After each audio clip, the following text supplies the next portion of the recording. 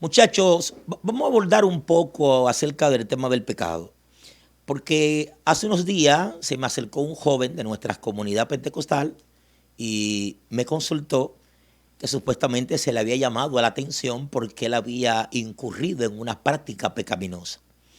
Él, sabiendo que yo soy teólogo, pues quiso consultarme para saber si la práctica que él había cometido realmente era una transgresión ante Dios. Llegó la hora de Instituto Bíblico Mispa. Paz y gracias. Muchas bendiciones para todos ustedes. Para mí es un placer poder compartir con ustedes acerca de un tema tan interesante que penosamente, por causa de que la educación bíblica y teológica en nuestras comunidades pentecostal no es de orden sistemática, por lo general siempre se quedan lagunas. Sí, se quedan siempre lagunas en la mente de muchos de nuestros jóvenes y creyentes. Tienen muchas inquietudes con relación al tema del pecado. Primero, mucha gente presupone que el pecado tiene que ver con un ser creado, es decir, que es un espíritu, que de entrada eso es totalmente falso.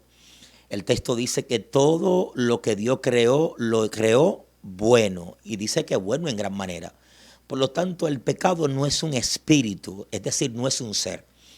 Yo voy a darle a ustedes una definición que es una construcción teológica que parte de mis lecturas. En especial, yo soy muy dado a la teología sistemática del doctor Oliver Baswell Jr.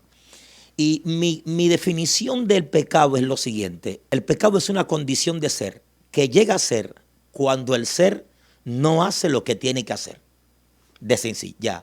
De entrada, eso es el pecado. El pecado es una condición de ser a la que se llega a ser cuando el ser no hace lo que tiene que hacer. Y a lo mejor usted se preguntaría y diría, pero ¿de dónde yo saqué o construí esa definición? Hay dos palabras griegas que se utilizan para abordar el tema del pecado. Una es la famosa palabra parabasis, que básicamente lo que significa es sobrepasar o transgredir. Y la otra palabra es la palabra mardía, que significa errar el blanco. El primer pasaje que yo creo que se debe abordar es el pasaje del Génesis, donde Dios ha colocado al hombre en el huerto del Edén y le ha puesto una prescripción, es decir, le ha dado una prescripción. Le ha dicho: de todo árbol que está en medio del huerto podrás comer, sin embargo, en el árbol que está en medio del huerto, pues no comerá, porque el día que de él coma, pues ciertamente morirá. Si nosotros analizamos en el contexto, primero, no hay prescripción a seres no racionales. Primer principio, es decir, que el que está ahí, que es Adán, obviamente es un ser racional. Eso lo podemos nosotros abordar en otro tema cuando estemos hablando acerca de qué es el hombre. Pero el ser que Dios ha creado, lo crea de manera racional. ¿Por qué razón? Bueno, porque no tiene sentido que Dios crea seres irracionales, porque tanto la creación angelical como la creación humana, obviamente son creadas con la intención de que le glorifiquen al Señor. ¿Y cómo le van a glorificar si no son seres racionales? No pueden los seres inanimados glorificar y exaltar a Dios como lo hacen los seres racionales. Por lo tanto, de toda la creación, los únicos dos seres que tienen esa capacidad por causa de su naturaleza son los ángeles y nosotros los seres humanos. Entonces, si el ser humano que Dios ha colocado en el huerto del Edén no tuviera en su naturaleza la potencialidad de poder cumplir con la prescripción que Dios le ha establecido, pues entonces sería absurdo que Dios se lo establezca. Por lo tanto, en la naturaleza del hombre existe la potencialidad de poder obedecer a ese llamado o más bien mandamiento que Dios le ha establecido. ¿Sí? Eso es importante entenderlo.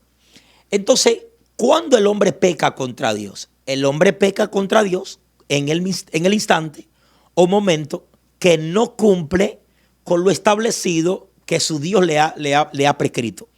Por eso la palabra parabasis, que es transgredir, ha transgredido el mandamiento de Dios. Pues su creador, que es superior a él, le ha establecido un mandato y le ha dicho: come de todo árbol, pero de este no coma.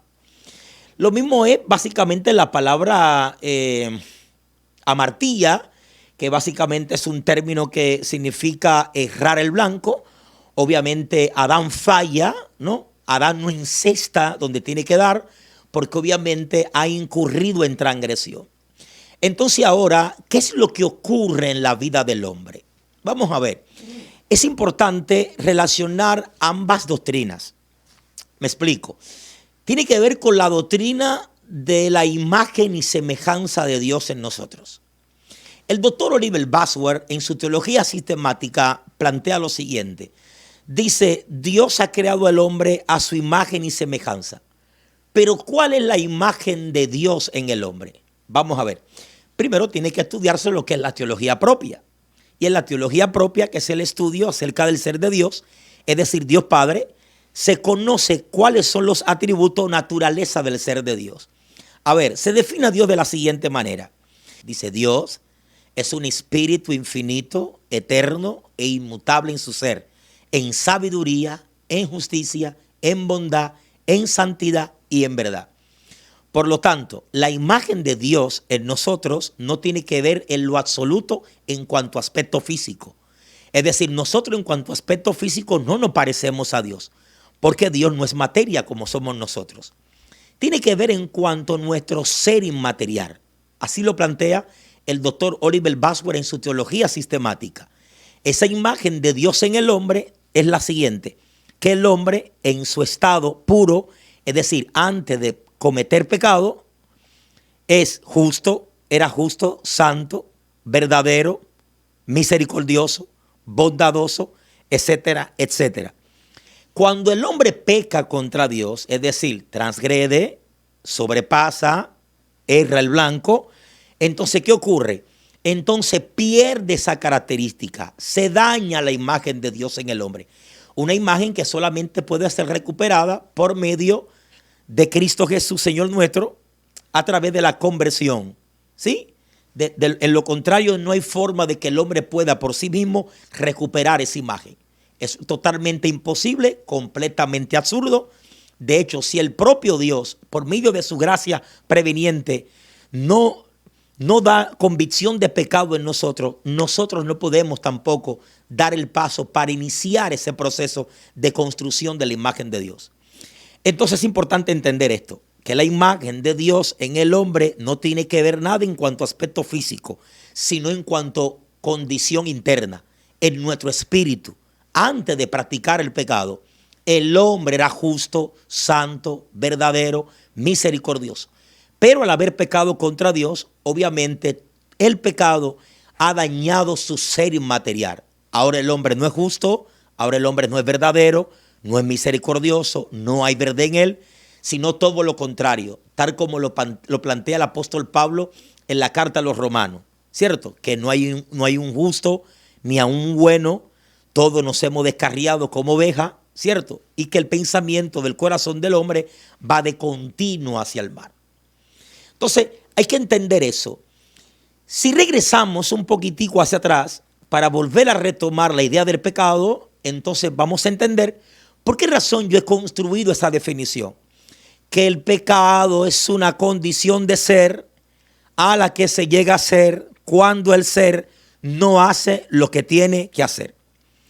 A ver, si ustedes tienen duda con relación a cómo pecaron los ángeles, es interesante, es básicamente lo mismo. Obviamente que no tenemos nosotros detallada en el texto bíblico cuál fue la prescripción que Dios le estableció a los ángeles, ¿no? A diferencia de nosotros los seres humanos, porque tenemos la narrativa del libro, en el libro de Génesis, cuando aparece el texto que dice que de todo árbol podrá comer, sin embargo del árbol que está en medio del huerto no comerá, porque el día que de él comiera, pues ciertamente morirá.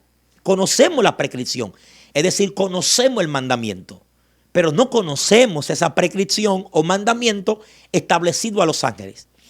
Entonces nos preguntamos, ¿de qué forma pudo ser posible que los ángeles o algunos de ellos se rebelaran contra Dios? Fácil, todo tiene que ver por causa de la razón. Así de sencillo. No se llega a cometer el pecado, o sea, no llega a ser posible el pecado si no fuéramos nosotros seres racionales. Lo repito, el pecado no llega a existir si no fuéramos nosotros seres racionales. Porque los seres inanimados no tienen prescripciones, no tienen mandato, y los seres irracionales no tienen la facultad de poder construir en su mente y plantearse la idea si hacer cumplir o no lo que se le ha establecido. La única posibilidad existe en lo que es la razón. Y eso solamente lo tenemos nosotros, los seres humanos y los ángeles. Si nos preguntamos por qué razón Dios no creó con esa facultad, claro, pues Dios no quiere recibir alabanza y adoración, digamos, mecánicas o manipuladas. Eso sería absurdo. Por lo tanto, me llama la atención el que el joven me preguntara que él quiere saber si realmente ha pecado contra Dios. Bueno, cuando le pregunté, bueno, pues dime en qué fue lo que incurriste. O sea, cuál fue la práctica pecaminosa en la que tú cometiste. Me dijo, no, yo simplemente estaba en pantalón corto, pues jugando basquetbol en la cancha. Le dije, no, lo que la iglesia ha hecho es que ha establecido cierto juicio disciplinario partiendo de su dogmática. No porque la Biblia establezca o exista un principio que el jugar basquetbol obviamente es pecado. Por lo tanto, usted no ha pecado contra Dios. Usted simplemente está ejerciendo un deporte y ese deporte no se juega en pantalón largo, sino en pantalón corto. Pero la iglesia, por causa de su mala formación bíblica y teológica, ha hecho un juicio sobre ti partiendo de su dogmática y lo que ellos han establecido como bueno y válido a lo interno de su congregación. De modo que siéntete en libertad y sigue jugando basquetbol. Dios te bendiga. Ok, soy tu hermano Joel Ruiz y quiero invitarte a que sea parte de este proyecto donde estaremos dando preguntas y respuestas y desarrollando diversos temas que pudieran ayudar o pueden ayudar a nuestras comunidades de fe de corte pentecostal a acercarse un poco más al mundo académico. Así que te invito a que te suscribas, le dé like, notifica la campanita para que estén llegando las notificaciones. Dios te bendiga. Instituto Bíblico Mis Padres.